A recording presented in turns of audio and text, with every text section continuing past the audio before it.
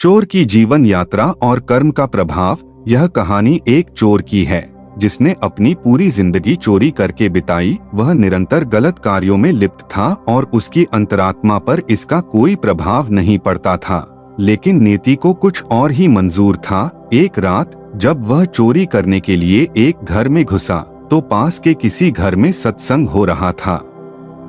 वहां एक महात्मा जी आए हुए थे और प्रवचन चल रहा था। चोर का ध्यान चोरी से हटकर उस प्रवचन की ओर चला गया। वह चोरी करना भूल गया और ध्यानपूर्वक सत्संग सुनने लगा।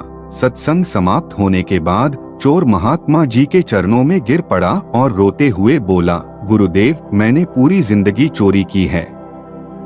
अब मुझे एहसास हो गया है कि इसके कारण मुझे नरक में जलना पड़ेगा। महात्मा जी मुस्कुराए और बोले, यदि तुम अपने कर्म सुधारने की कोशिश करो तो तुम्हें अच्छा फल मिलेगा। इसके बाद चोर नियमित रूप से सत्संग में जाने लगा और महात्मा जी के प्रति विशेष श्रद्धा अनुभव करने लगा।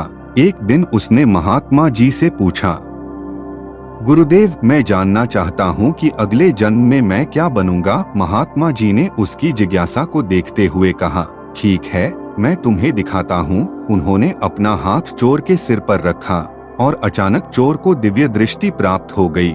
उसने देखा कि अगले जन्म में वह एक सूअर बनेगा।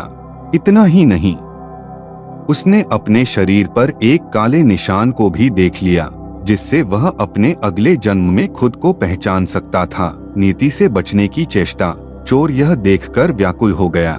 उसने अपने साथी चोरों को यह बात बताई और अनुरोध किया, जब मैं मर जाऊं और अगले जन्म में सूअर बनूं तो मुझे इस निशान से पहचान लेना और मार देना, ताकि मैं जल्दी से इस योनि से मुक्त हो जाऊं। कुछ समय बाद जब वह चोरी कर रहा था, गांव वालों ने उसे पकड़ लिया और पीट पीट कर मार डाला।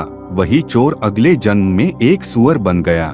उसके साथी चोरों ने उसकी पहचान कर ली और उसे मारने के लिए पकड़ लिया, लेकिन जैसे ही उन्होंने उसे पकड़ा, सूअर जोर से चिल्लाया, मुझे मत मारो, मुझे मत मारो, मैं इस जीवन में बहुत खुश हूँ।